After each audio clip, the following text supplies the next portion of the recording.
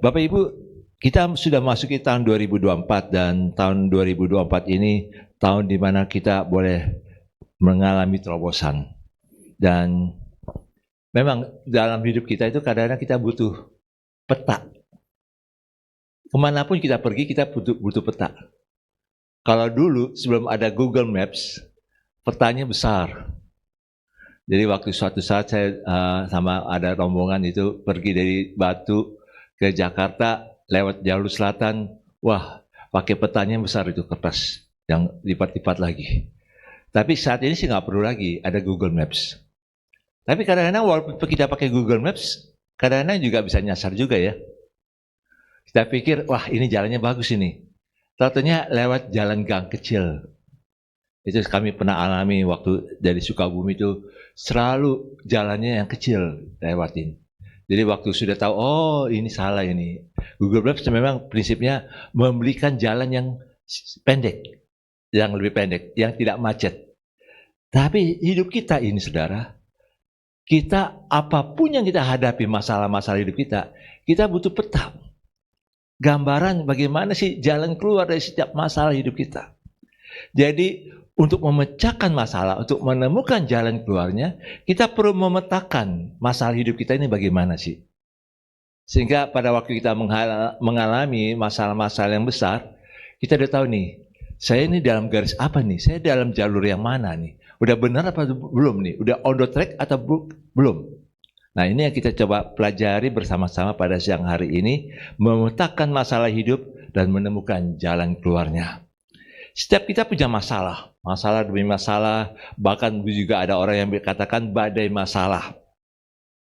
Tapi bagi kita masing-masing, setiap orang yang hidup pasti punya masalah. Hanya orang mati yang nggak ada masalah. Hanya orang mati yang nggak ada masalah. Maka bersyukurlah kalau saudara masih punya masalah, karena masih hidup. Jadi bersyukurlah. Tapi jangan tangisi masalah kalau lagi hidup. Paling tidak kita udah tahu nih, kalau kita punya masalah seperti ini, kita udah tahu gambarannya, petanya bagaimana sih. Sehingga kita bisa tahu jalan keluarnya yang terbaik bagaimana. Apa yang saya harus responi, sikap saya itu bagaimana menghadapi masalah saya ini. Ada aja orang yang punya masalah. Tidak semua orang punya masalah yang sama. Tapi ada juga orang yang punya masalah keuangan. Ada orang yang punya masalah kesehatan. Ada orang yang punya masalah dalam pekerjaan. Ada orang yang punya masalah dalam keluarga, hubungan suami istri, orang tua dan anak, saudara bersaudara. Ada orang juga punya masalah dalam gereja. Semua punya masalah. Dan pasti kita pikir, aduh, ini apa sih, bagaimana sih? Yang nggak punya masalah kalau kita sudah di surga. Tapi paling tidak bagi kita saat ini, selama kita hidup di dunia ini, kita harus berbuah. Bagaimana sikap kita menghadapi masalah-masalah yang ada. Ada orang yang bilang gini sama saya nggak mau ke gereja. Orang-orang di gereja munafik semua. Saya bilang, kok bodoh amat sih. Pasti ada aja orang munafik selama masih hidup. Tapi paling penting bukan situnya. Bagaimana hati kita di hadapan Tuhan. Makanya yang penting kita tahu pemetaannya ini. Kalau kita tahu pemetaannya, kita akan lebih gampang. Respon kita tuh bagaimana kita bisa lebih tahu di sini. Nah, contohnya masalah demi masalah ini seringkali yang membuat kita berseru, berteriak di hati kita. Tuhan, mengapa Engkau meninggalkan aku? Kalau kita punya masalah yang begitu rumit, yang begitu membuat kita, stres. Kita berdoa, tapi Tuhan belum menjawab. Kok masih masalahnya kok belum hilang? Kok makin menjadi-jadi? Mungkin kita bisa berseru, Tuhan, mengapa Engkau meninggalkan aku? Ini yang dialami oleh Yesus. Di kayu salib sampai dia bilang, Eli, Eli, lama sabatani. Mengapa Engkau meninggalkan aku? Seolah-olah kita sendirian menghadapi masalah itu. Kemarin ada berita seorang dokter mati kesepian sendiri. Dokter, rumahnya sudah tua, udah nggak layak lagi. Wow, sedih sekali. Dia sendirian. Sebenarnya Tuhan nggak kehendaki seperti itu loh. Tuhan nggak kehendaki kita mengalami kesendirian. Dia tidak pernah meninggalkan kita. Yang penting bagi kita, kita tahu dulu petanya ini bagaimana nih, sehingga kita tahu bagaimana menyikapinya. Mungkin ada juga yang berteriak di hatinya, berapa lama lagi Engkau Tuhan membiarkan aku mengalami seperti ini?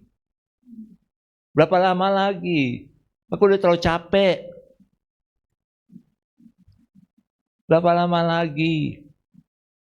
Sampai ya bantal itu jadi temannya dia untuk mencurahkan air matanya. Mencucurkan air matanya. Berapa lama lagi?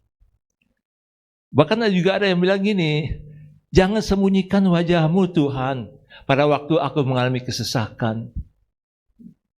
Jadi seolah-olah waktu kita lagi mengalami kesesakan, kok seolah-olah Tuhan kok tinggalkan kita sendiri. Seolah-olah kita kalau berdoa di kamar, mentok ke langit-langit ini turun lagi, nggak sampai ke surga.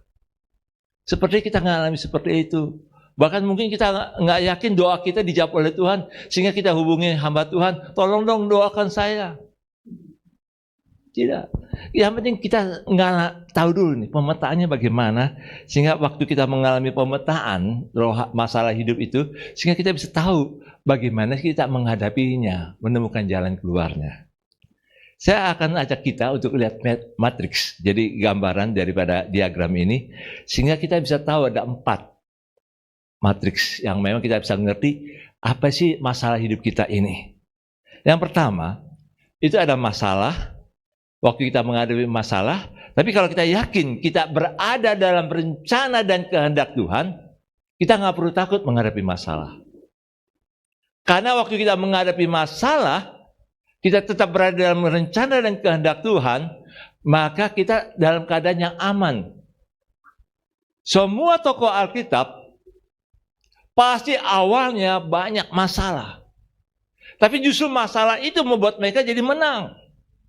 Membuat mereka jadi naik dan dipakai Tuhan dengan cara yang luar biasa. Sehingga kalau kita tahu bahwa kita ada dalam rencana dan kehendak Tuhan, masalah apapun juga, orang yang menentang kita, keluarga yang menentang kita, keluarga yang menjelek-jelekan kita, ataupun juga ada masalah keuangan, ada masalah pekerjaan, kita tahu bahwa kita berada dalam rencana dan kehendak Tuhan, maka kita aman. Kita tidak sendirian. Cuma yang jadi masalah gini sih, yang saya ingin tanya bagi kita sekarang. Apakah rencana dan kehendak Tuhan itu sama enggak? Nah, saya ingin mengajak kita begini, Bapak Ibu. Mengapa saya hidup tahun 2024? Apa rencana Tuhan sih tahun 2024? Apakah kita sudah nangkap nih? Apa sih Tuhan mau yang saya lakukan 2024? Saya sudah masukin 2024 ini. Bulan depan sudah Imlek nih. Bulan depan sudah Imlek. Nah, apa sih rencana Tuhan? Puji Tuhan, ada beberapa dari kita yang minggu lalu sudah dibilang oleh Pak Ayub untuk apa yang memang bisa dilakukan. Coba hidupi. Bukan hanya sekedar, ini mau apa Ayub aja yang mengada-ada. Enggak, tapi coba. Apa yang memang disampaikan oleh Pak Ayub, coba dihidupi dulu. Nanti Tuhan akan tambah-tambahkan. Ini enggak, memang rencana Tuhan itu adalah kita tahu apa sih plan Tuhan ini dalam hidup kita. Kenapa kita hidup? Kenapa kita bisa menikah? Kenapa kita punya anak? Mengapa kita punya pekerjaan? Mengapa kita punya keterampilan tertentu? Bisa masak, bisa punya teman-teman yang baik. Kenapa? Ada apa? Apa rencana Tuhan? Mengapa saya bisa kuliah di tempat ini? Kenapa? Ada apa? Pasti ada rencana Tuhan. Bukan sekedar, kebetulan aja. Enggak, ada rencana Tuhan. Makanya kita coba renungkan, apa sih rencana Tuhan dalam hidup saya ini? Kalau kehendak, jadi rencana itu saya melihat itu kairos. Jadi ada waktu-waktu masa-masa tertentu kita dibawa oleh Tuhan. Ada kairos Tuhan yang Tuhan bawa. Jadi saat ini saya 2024, apa sih? Nanti kita dapat dapat presiden yang baru. Oh ya sudah. Tapi apa sih rencana Tuhan dalam hidup kita? Kalau kehendak, itu firman-Nya yang kita harus lakukan setiap hari. Itu kronos. Jadi yang berurutan tiap-tiap hari. Hari ini saya buat apa? Sesuai dengan kehendak Tuhan. Apa yang Tuhan kehendaki saya lakukan hari ini? Jadi kalau kita mengalami masuk dalam rencana dan kehendak Tuhan, kita taat kepada firman-Nya, maka kita tidak perlu takut kalau ada orang yang membenci kita. Kalau ada orang yang memfitnah kita. Kalau ada orang yang mengancam kita. Itu yang dialami oleh Daud, Bapak Ibu. Saul membenci dia. Saul sampai harus mau membunuh dia, mengejar dia. Sampai dia bertanya, Tuhan kenapa? Apa salah saya? Tapi dia tahu dia ada dalam rencana dan kehendak Tuhan. Sehingga dia tetap mau dekat dengan Tuhan. Dia sampai gila loh, sampai sampai pura-pura gila. Di depan Raja Filistin, dia sampai ngiler-ngiler gitu loh. Karena dia pura-pura gila. Dia kehilangan istri, kehilangan jabatan. Wah, ini betul-betul kalau kita dalam posisi Daud seperti itu, kita juga bisa stresnya berat sekali. Masih muda, hilang pekerjaan, hilang istri, hilang jabatan, hilang juga harga diri. Dan itu tidak mudah bagi seorang Daud. Tapi dia sebagai orang muda, dia tahu dia masuk dalam rencana Tuhan. Dia mengerti pemetaan hidupnya. Dia tahu sehingga dia masuk terus berjalan bersama Tuhan. Itu juga yang dia alami oleh Yusuf. Masih muda, 17 tahun, masih ya orang bilang tuh masih bocil lah istilahnya lah. Dianggap oleh saudaranya bocil. Sedikit-sedikit ngadu oleh saudaranya itu sampai dibenci sama saudaranya. Tapi dia nangkap visi Tuhan dari melalui mimpinya itu. Dia hidupi walaupun dia belum mengerti apa ini artinya ini. Tapi dia coba hidupi dalam rohnya. Sehingga dia tahu rencana Tuhan dalam hidupnya itu apa. Sehingga pada waktu dia dijual menjadi budak dan dibawa ke Mesir, dia tetap tahu ada rencana Tuhan. Dia bisa rasakan bagaimana Tuhan menyertai dia. Saudara, walaupun orang membenci kita, walaupun orang berusaha menutup pintu kita, kalau kita masuk dalam rencana dan kehendak Tuhan, Tuhan sendiri yang buka loh. Tuhan sendiri yang buka. Ada saja orang yang bisa membenci kita. Orang yang iblis itu tahu loh, Bapak Ibu, kalau kita hidup dalam rencana dan kehendak Tuhan itu iblis itu tahu. Dan itu yang iblis benci. Makanya iblis berusaha untuk tidak membuat kita masuk dalam rencana dan kehendak Tuhan. Makanya yang didoakan minggu lalu, yang dinubuatkan oleh Pak Ayub minggu lalu, berdoa supaya ada dalam perlindungan Tuhan. Karena begitu dapat nubuatan, tiba-tiba pulang ada masalah. Sedih. Benar nggak ini? Sedih. Benar. Itu makanya orang-orang yang didoakan itu kadang-kadang harus hidupi loh. Betul-betul harus jaga. Itu seperti benih yang baik, yang bagus, itu harus dijaga. Kalau petani itu bilang disemai. Supaya setelah dia menjadi bibit yang baik, jadi dari biji, terus jadi bibit yang baik, itu baru ditaruh di tempat yang tepat. Sehingga dia bisa berbuah lebih lebat lagi. Jadi setiap kita didoakan dapat firman Tuhan, kita harus benihnya itu harus kita simpan dulu dalam hati kita. Kita simpan, kita semai. Nanti setelah itu baru kita tumbuhkan dengan tepat. Itu yang dilakukan oleh Elizabeth waktu dia tahu bahwa dia hamil.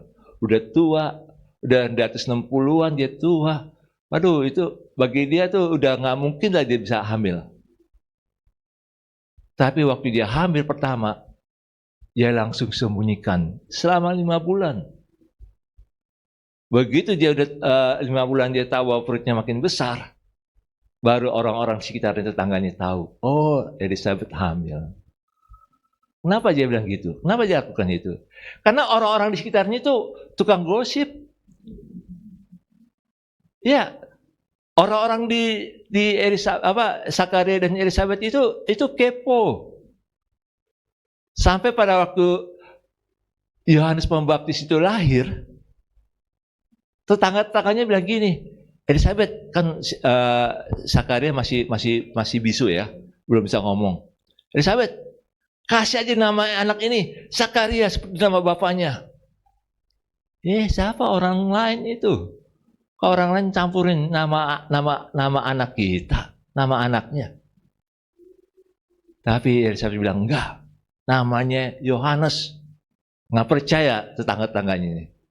Tanya Sakaria, kasih papan, kasih batu tulis, batu untuk ditulis oleh Sakaria. Waktu Sakaria tulis namanya Yohanes. Saat itu Sakaria bisa ngomong langsung. Jadi memang kenapa harus kita sembunyikan? Bukan kita sembunyikan, kita tahu bahwa ini bibit yang baik. Firman yang kita dapat itu doa yang kita didoakan sama orang lain ataupun juga kita dapat firman Tuhan, itu ada sesuatu yang baik, yang bagus dan kita harus simpan. Supaya jangan mati pada waktu di tengah perjalanan. Nah, itu sebenarnya apapun masalah yang kita alami, kalau kita mengalami masalah berat, tapi kalau kita berada dalam rencana dan kehendak Tuhan, jangan takut. Pasti Tuhan tolong.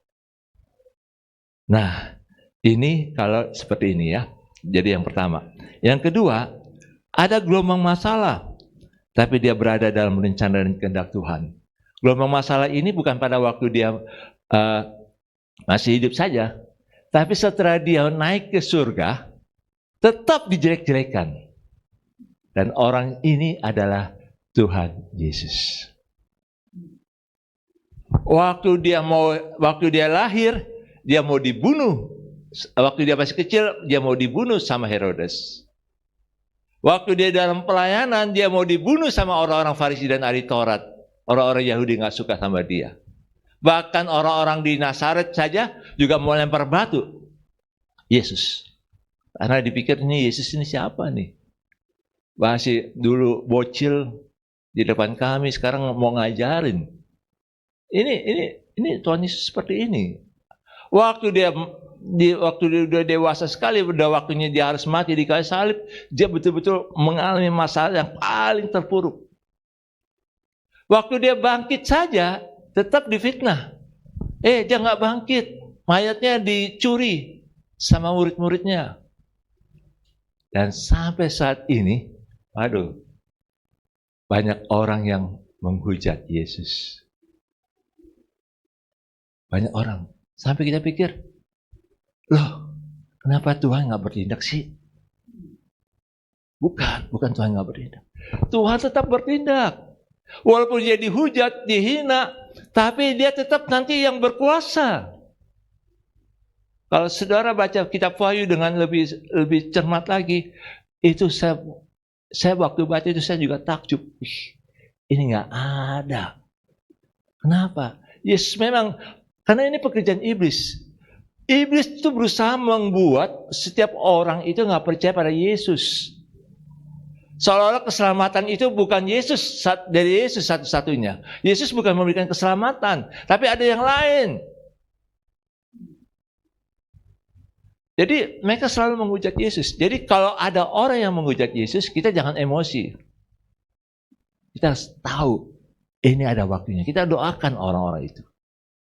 Makanya Bapak, Ibu, dan Saudara, kita sebagai murid-murid Yesus, orang-orang yang percaya pada Yesus, kita juga harus siap menderita karena Yesus. Nanti makin hari, saya tidak tahu bagaimana bisa jadi, wah kamu Kristen ya, nggak dapat kerjaan. Bisa jadi seperti itu. Tapi saya tidak tahu kapan itu waktunya. Sekarang ini yang kalau kita lihat, kamu dukung Israel ya, diboikot. Ini yang terjadi. Yang ketiga, pemetaan yang ketiga yang kita lihat di sini. masalah karena pemimpin. Jadi bukan karena dia. Masalahnya karena ada pemimpin yang salah. Dan dia berada dalam rencana dan kehendak Tuhan. Dan ini yang terjadi dalam Israel, contoh dalam Israel. Waktu raja-raja Israel itu melawan Tuhan, sehingga Tuhan menghukum Israel, maka orang-orang di bawahnya, orang bangsa Israel itu juga mengalami kesusahan. Nanti ini yang kita bahas secara lebih detail. Saya lompat dulu yang keempat. Masalah karena diri sendiri, sehingga dia menolak rencana dan kehendak Tuhan. Jadi ada orang yang memang kesalahan dia sendiri, tapi dia tetap menolak rencana dan kehendak Tuhan. Itu yang dilakukan oleh Raja Saul. Ya, egonya kuat sekali, padahal dia dipilih oleh Tuhan. Dia memilih untuk mengutamakan egonya, dan itu dia nggak mau tahu tentang orang lain. Dia bahkan mau membunuh Daud. Dan saya melihatnya di sini adalah, dan dia menolak, karena dia menolak rencana dan kehendak Tuhan, sehingga hidupnya sangat tragis di akhir hidupnya. Itu juga dialami oleh Yudas Iskariot. Karena dia mencintai uang, dia lebih cinta uang sehingga dia mencuri uang. Dan memang nggak ditegur sama Yesus. Seolah-olah Yesus kok buta ya? Kalau Yesus nggak tahu, kalau dia Tuhan, kenapa dia nggak tahu itu Yudas mencuri ini? Dia tahu. Dia tahu. Murid-murid yang lain nggak tahu. Tapi Yesus tahu. Yesus memberikan kesempatan pada Yudas. Kamu sadar sendiri dong. Karena dia cinta uang. Sehingga waktu dia digoda sama orang-orang Farisi, ahli Taurat, tokoh-tokoh agama.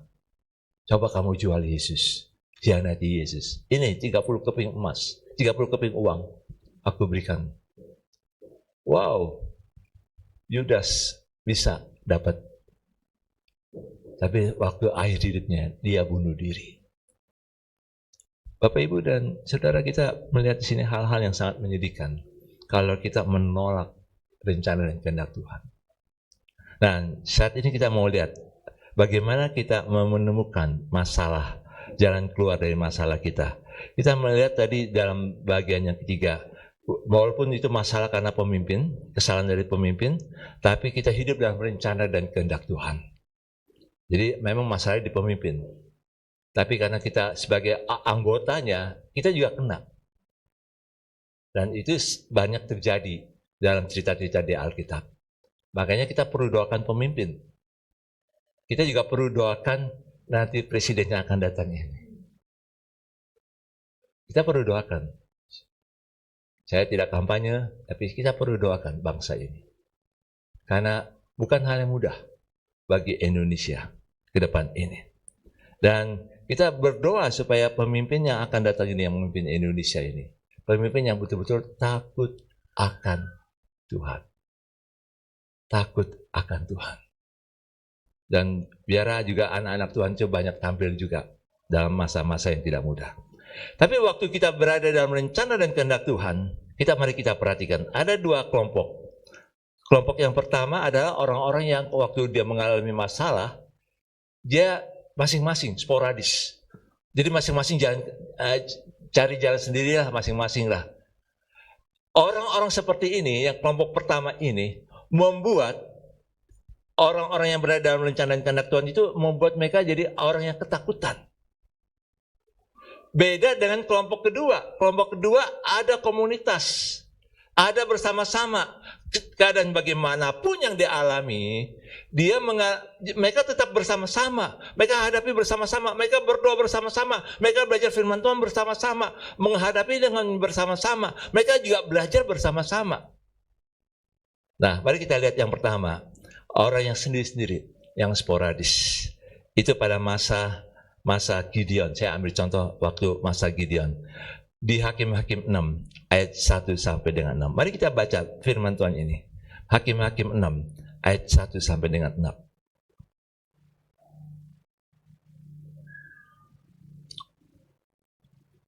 Dikatakan demikian. Tertulis demikian oleh firman Tuhan. Hakim-Hakim 6, ayat 1 sampai 6. Tetapi orang Israel melakukan apa yang jahat di mata Tuhan. Ini sebab itu Tuhan menyerahkan mereka ke dalam tangan orang Midian 7 tahun lamanya. Jadi ada kejahatan dari orang-orang Israel termasuk para pemimpinnya, sehingga Tuhan menyerahkan mereka. Kata Tuhan menyerahkan berarti mereka ditaklukkan oleh orang Midian. Ini yang kita harus sadari. Apakah kalau kita sedang berada dalam masalah, kita sudah ditaklukkan, kita sudah diserahkan oleh Tuhan kepada sesuatu yang memang membuat kita jadi takut?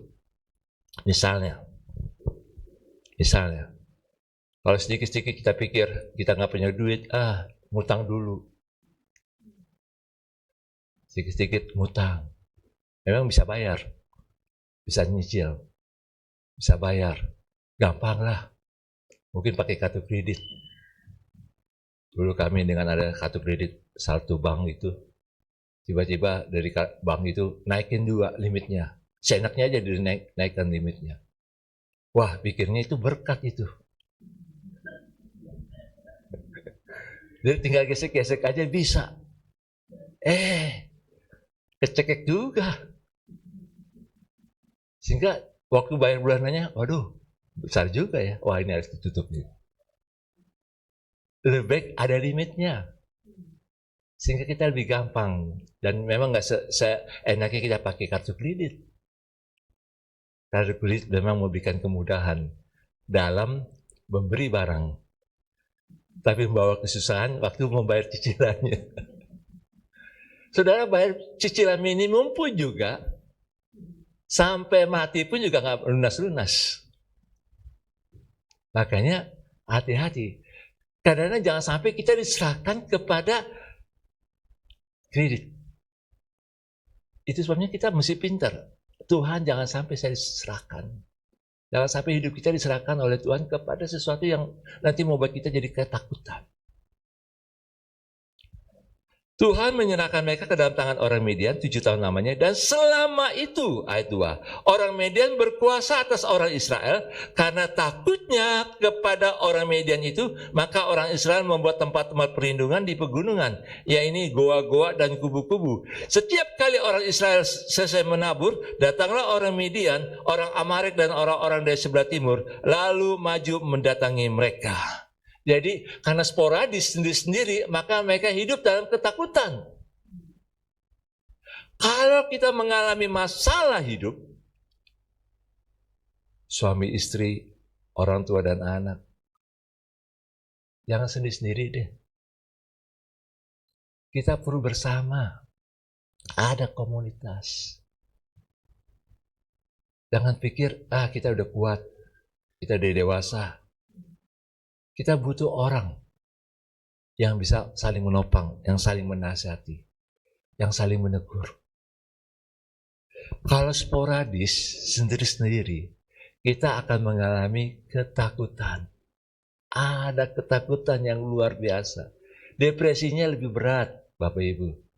Walaupun kita ada tahu rencana dan kehendak Tuhan, walaupun kita hidup dalam kehendak Tuhan, maka waktu kita mengalami masalah besar, kita tahu jangan sendiri-sendiri. Ini yang dialami pada waktu masa Gideon. Jadi mereka hidup dalam ketakutan. Ayat 4, berkemahlah orang-orang itu di sekitar daerah mereka dan memusnahkan hasil tanah itu sampai ke dekat Gaza, dan tidak meninggalkan bahan makanan apapun di Israel, juga domba atau lembu atau keledai pun tidak. Sebab orang-orang itu datang maju dengan ternaknya dan kemahnya, dan datangnya berbanyak-banyak seperti belalang. Orang-orangnya dan onta-ontanya tidak terhitung banyaknya. Sekaliannya datang ke negeri itu untuk memusnahkannya, sehingga orang Israel menjadi sangat melarat oleh perbuatan orang Midian. Lalu berserulah orang Israel kepada Tuhan. Jadi ini kondisinya. Makanya kalau kita mengalami masalah karena situasi, mungkin situasi politik, situasi ekonomi dunia, pandemi kemarin, kalau kita sendiri-sendiri, maka kita akan membuat kita hidup dalam ketakutan. Makanya kalau kita tahu ada rencana dan kehendak Tuhan, kita tetap mengasihi Tuhan. Kita mau hidup bagaimana berkomunitas. Nah, saya ingin mengajak kita untuk melihat contoh orang yang berkomunitas pada waktu mereka mengalami masalah yang besar. Mari kita lihat Daniel 1 ayat 1 sampai dengan ayat 9.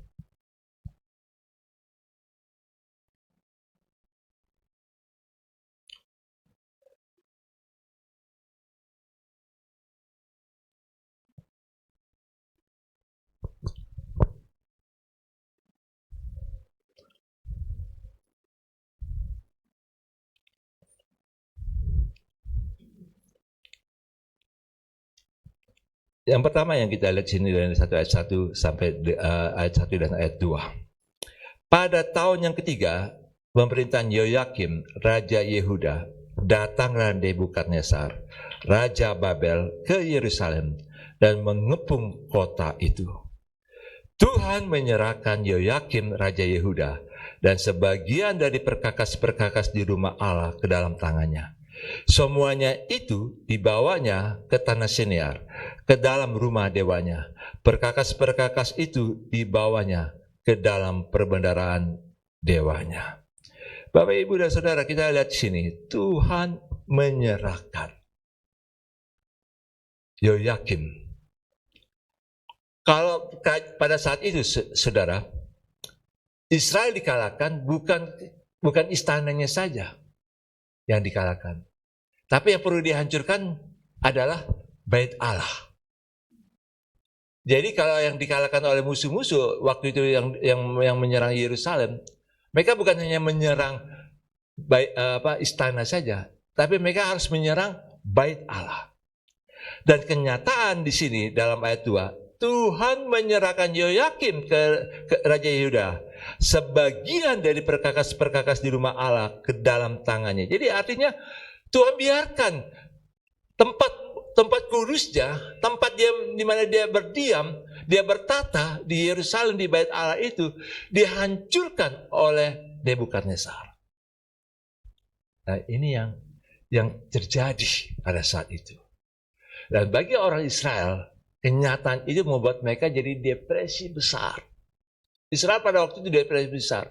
Nggak ada jati diri lagi sebagai bangsa pilihan Tuhan. Umat pilihan Tuhan. Nggak ada lagi. Mereka sangat sedih. Kenapa Tuhan biarkan ini terjadi? Karena raja-raja memberontak kepada Tuhan.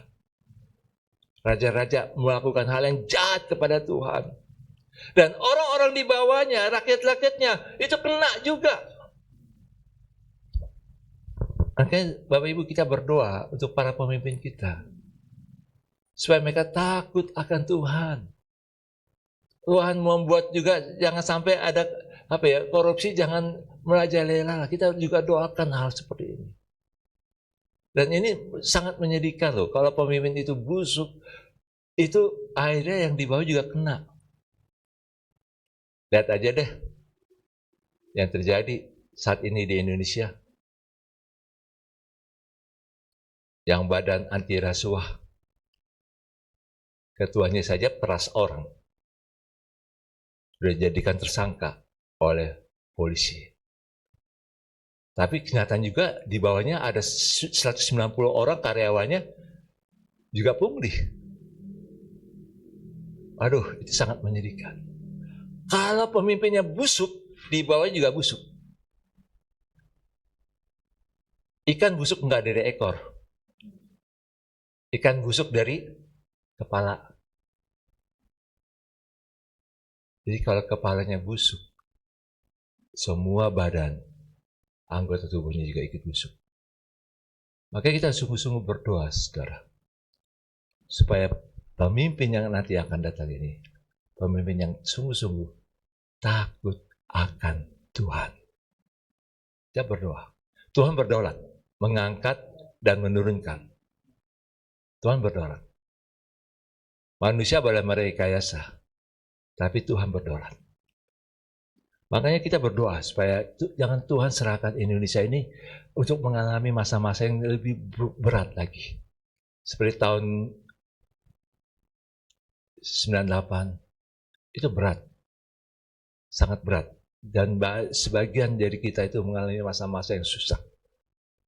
Ketakutan pada waktu itu, sangat-sangat mengalami ketakutan. Kita berdoa untuk hal itu. Supaya Indonesia Tuhan tidak menyerahkan Indonesia kepada orang-orang yang jahat. Tapi Tuhan serahkan Indonesia ini kepada orang-orang yang memang takut akan Tuhan. Sehingga Indonesia tetap kuat.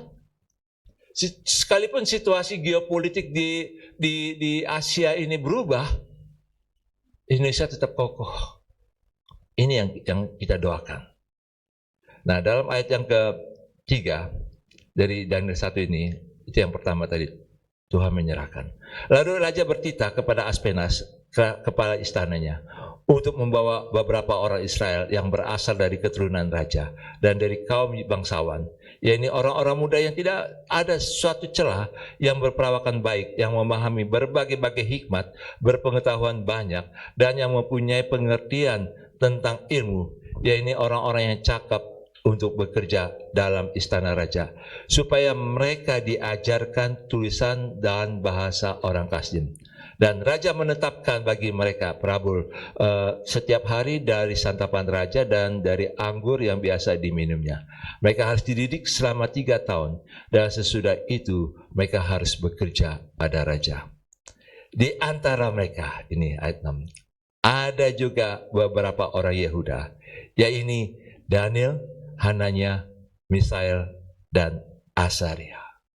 Tiba-tiba muncul 4 orang ini. Dan mereka 4 sekawan. 4 orang sekawan. Sehati, seroh, bersama-sama, senasib. Dan pada waktu menghadapi tantangan yang sangat berat, walaupun banyak orang Israel pada waktu depresi karena Bait Al-Qur hancur, tapi mereka tetap harus kokoh, mereka harus tetap kuat dalam iman, menghadapi Babel, raja, dan itu berada dalam istana raja. Saudara jangan bayangkan istana raja itu aman-aman aja, enggak, banyak mata-mata juga. Bahkan dalam istana itu banyak berhala. Mungkin bagi sebagian orang menghirup bau kemenyan nggak enak. Tapi mereka harus menghirup bau kemenyan loh. Mereka harus menghirup karena itu tempat penyembahan berhala di dalam istana. Dan mereka harus di dalamnya di situ. Bahkan dikatakan dalam ayat 5 itu raja menetapkan bagi mereka perabur setiap hari dan santapan raja dan anggur yang biasa diminum orang raja. Semuanya ini adalah karena penyembahan berhala. Dan mereka harus alami itu. Ya kayak di Indonesia lah yang kita nikmati saat ini. Orang nanam beras, nanam padi, biasanya itu ada kebiasaan tradisi di Indonesia itu harus ada sesembah kepada Dewi Sri. Jadi kalau kita makan beras, makan nasi, karena sudah disembah dipersembahkan kepada Dewi Sri. Wah kalau gitu kita nggak boleh udah makan itu. Makan lah, karena kebiasaan perut kita makan nasi. Nggak ada nasi nggak nendang. Rasanya kalau makan siang ini, terus makan siang nggak pakai nasi, makan malam, belum makan nasi hari ini. Kebiasaan orang Indonesia. Tapi bagi kita adalah, kita harus tahu, bukannya apa yang kita makan yang haram, tapi apa yang keluar dari mulut kita itu yang haram. Itu yang diajarkan oleh Tuhan. Kita perlu sekawan, kita perlu ada kesepakatan bersama-sama dengan orang yang bisa sehati dan seroh dalam menghadapi situasi apapun yang berat yang kita alami saat ini. Mungkin saudara mengalami masalah kesulitan di pekerjaan. Bahwa saudara, pusing kepala. Tapi saudara, ajak ada orang yang mungkin kalau di kantor nggak ada. Adalah orang di rumah yang kita bisa ajak berdoa bersama. Jangan sendiri-sendiri. Karena apapun yang situasi yang kita sulit, kalau kita bersama-sama, kita tidak mengalami ketakutan. Sadrat, Mesar, dan Abednego ini ini mereka ini berempat ini, Daniel, Sadrak dan Mesak dan Abednego, mereka mengalami ketakutan. Mereka bisa punya alasan untuk ketakutan karena mereka minoritas. Tapi karena mereka sepakat, 4 sekawan ini ada kekuatan yang luar biasa. Saya teringat waktu Tuhan Yesus menyembuhkan orang lumpuh. Tiba-tiba yang minggu lalu saya sharing di aktivis itu. Tiba-tiba ada 4 orang ini membawa orang lumpuh. Mereka sepakat membawa orang lumpuh. Mereka sehati untuk membawa orang lumpuh ini kepada Yesus. Waktu mereka terbentur karena banyak orang yang ada di sekeliling Yesus dalam rumah itu, mereka nggak bisa bawa orang lumpuh ini. Tapi mereka bawa ke atas, ke atap, dan mereka turunkan dari atap kepada Yesus. 4 sekawan, orang-orang yang sehati, orang-orang yang sepakat, tidak ada kata mustahil. Kalau kita sendiri-sendiri, kita akan lebih banyak katakan nggak mungkin. Kenapa kita lebih banyak mengatakan tidak mungkin? Karena kita maunya sendiri-sendiri. Mari kita bangun bersama-sama dengan orang yang sehati, yang sepakat dengan kita. Kalau orang di rumah nggak ada, carilah orang yang memang kita bisa ajak. Mungkin orang di gereja yang kita bisa ajak, ayo kita sehati, sepakat berdoa bersama. Mungkin bisa melalui telepon, mungkin bisa melalui WA call. Kita bisa ajak berdoa bersama-sama, berdoa. Sehingga setiap masalah apapun yang kita alami, kita tidak mengalami ketakutan. Waktu Daud ada di Gua Adulam, dia jerbit kepada Tuhan. Tuhan, aku sudah putus asa karena aku mengalami masa yang paling berat dalam hidupku. Dalam Gua Adulam. Dia sendiri. Dia merenung, kenapa seperti ini? Tiba-tiba Tuhan kirim 400 orang untuk bisa sepakat dengan dia. Kadang kita mengalami sendiri, saudara. Tapi sebenarnya Tuhan ada kirim orang loh yang bisa mendukung kita. Cuman kita lihatnya, orang-orang kayak gini. Misalnya, Tuhan, kita berdoa, Tuhan, saya butuh uang sekian juta. Tapi yang datang, orang-orang sederhana yang gak punya duit. Terus kita teriak sama Tuhan, Tuhan, kirimnya orang kayak gini, orang kaya dong kirim. Bukan di situ yang Tuhan mau. Ajak orang yang Tuhan kirim, ayo berdoa sama-sama, sepakat. Sehati. Jangan apa yang kita bayangkan, saudara. Tapi apa yang Tuhan kirim, orang-orang yang Tuhan kirim untuk menolong kita, kita terima, kita hargai orang itu. Kita bukan hargai orang itu saja, karena kita menghargai Tuhan yang mengutusnya. Makanya kita coba terus mengubah cara berpikir kita. Tuhan tidak pernah membiarkan kita sendiri. Tuhan tidak pernah membiarkan kita ketakutan. Tuhan tidak pernah menghendaki kita selalu katakan tidak mungkin. Tidak bisa. Tuhan mau kita, ayo, apa yang saya bisa lakukan bersama-sama, saya akan lakukan. Karena dengan bersama-sama kita bisa saling menguatkan kok. Orang lain yang ada di sekitar kita bisa bilang, kamu pasti bisa. Ayo sama-sama. Nggak ada yang mustahil. Ada satu pengalaman sendiri waktu hari Selasa kemarin. Waktu kami masuk ke satu lembah. Memang susah payah, jalannya becek sekali. Sangat becek. Kecil lagi, sempit lagi. Saya 3 kali 4 kali jatuh. Sepatu saya yang hitam itu sampai lepas-lepas. Karena jalannya becek. Waduh. Tapi waktu mau naik, tour guide-nya siapkan tongkat. Untuk kami bertiga. Siapkan tongkat. Wah, itu menolong sekali, Bapak Ibu. Kadang Tuhan bisa buat kayak gitu loh, Bapak Ibu. yang kita nggak pernah nyangka-nyangka, Tuhan kirim orang yang bisa sepakat dengan kita. Cuman kita mau hargai nggak rencana Tuhan, kehendak Tuhan dalam hidup kita melalui orang yang ada di sekitar kita ini. Jangan lihat performance-nya, penampilannya, tapi lihatlah hatinya dia untuk yang tulus mengasihi kita. Lihatlah bagaimana dia baik pada kita, berikan perhatian. Kadang kita lebih lihat penampilannya, lihat dari atas kepala sampai ke kaki. Langsung dihitung bajunya berapa ya. Wah, jangan seperti itu.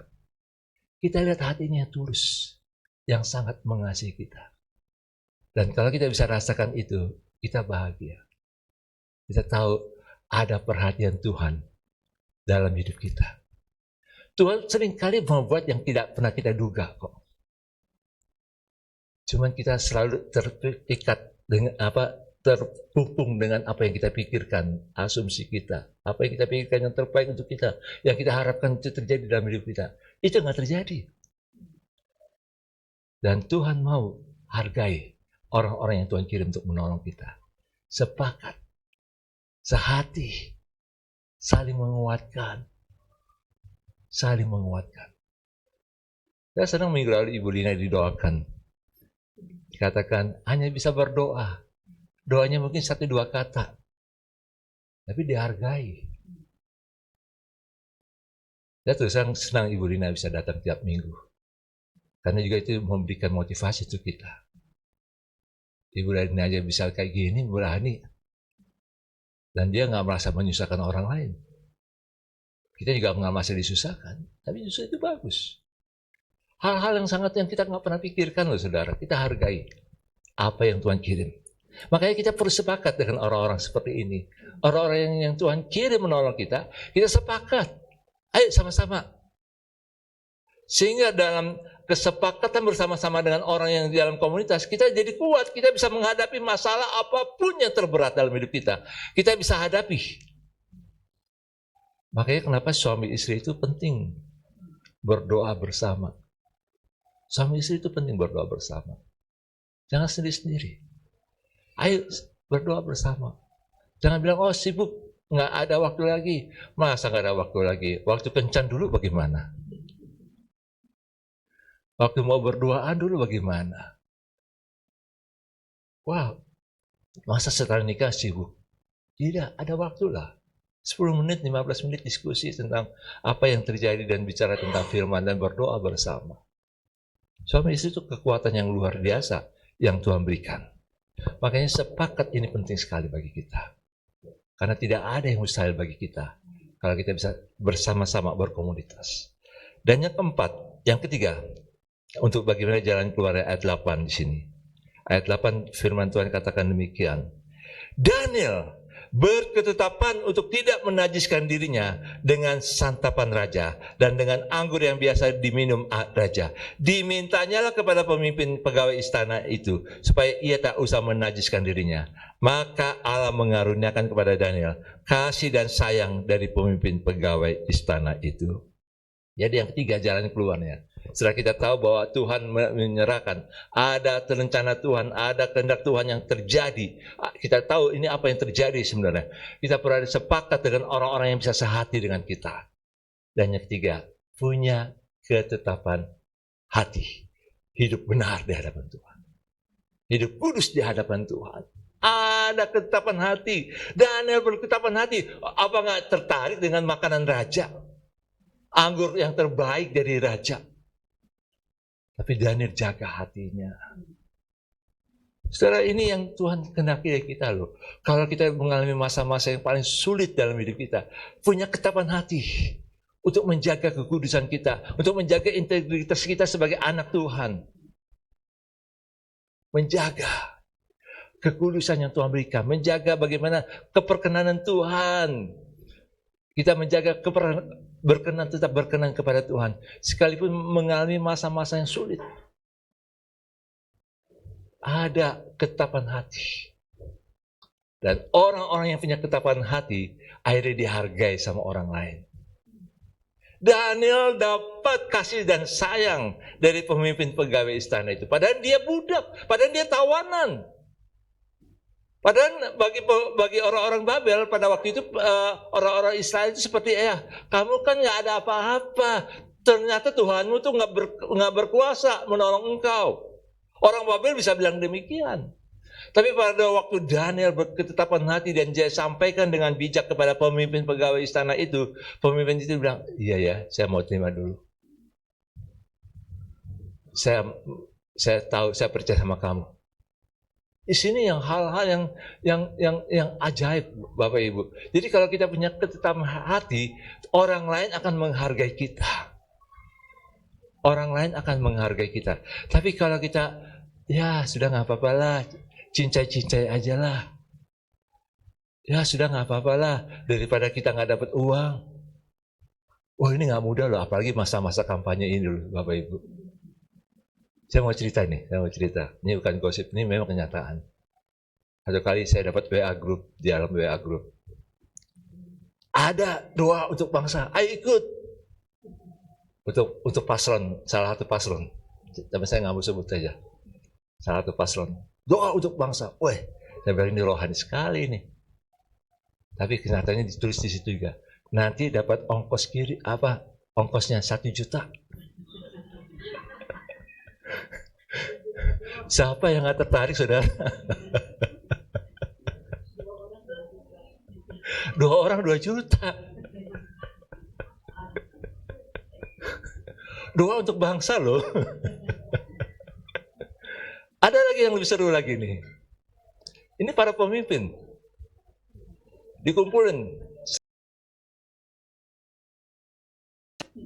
Saya nggak sebut pasalnya. Dikumpulkan. Setelah dikumpulkan, ayo dukung kami. Pasalnya ini bilang, dukung kami. Kan kita silaturahmi, kan inilah. Nih, kami ada persembahan untuk kalian. 1 orang yang datang dapat 3,4 juta.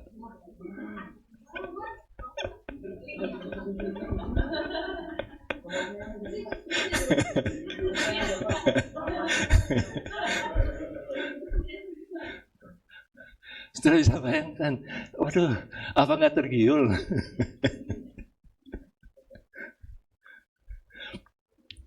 Kalau yang 3,4 itu saya telat. Saya telat tahunya gitu loh. Tapi waktu 1 juta tuh saya tahu dari pagi, wah, saya bilang Bibir ini, mau pergi apa enggak nih? Acara bisa ditinggal. Tapi enggak, kami ketetapan hati. Jangan karena itulah. Tuhan, walaupun kita butuh loh. Ya siapa sih nggak butuh duit? Tapi kan bukan kayak gitu. Aduh, lumayan loh. Makanya kalau ada yang bilang, nanti nyoblosnya sekian yang ini, nanti dapat 100.000. Aduh, sayang sekali hati nurani kita dimatikan hanya karena uang sekian. Masa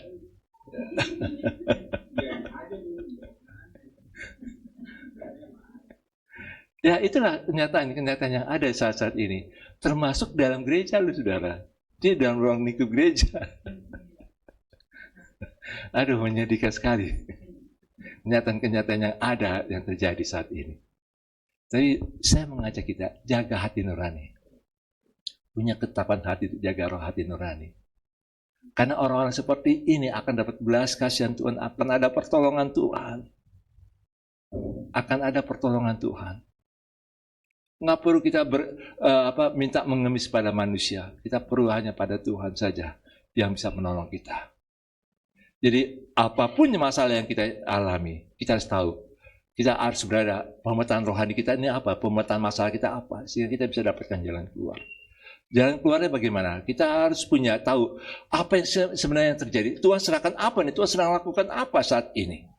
Yang kedua, kita harus punya ada komunitas yang bisa sehati, sepakat dengan kita untuk berdoa, untuk baca firman, untuk belajar firman sama-sama. Yang ketiga, kita punya ketetapan hati yang bulat di hadapan Tuhan. Maka Tuhan akan tolong. Situasi berat apapun juga kita bisa alami, kita bisa hadapi. Amin.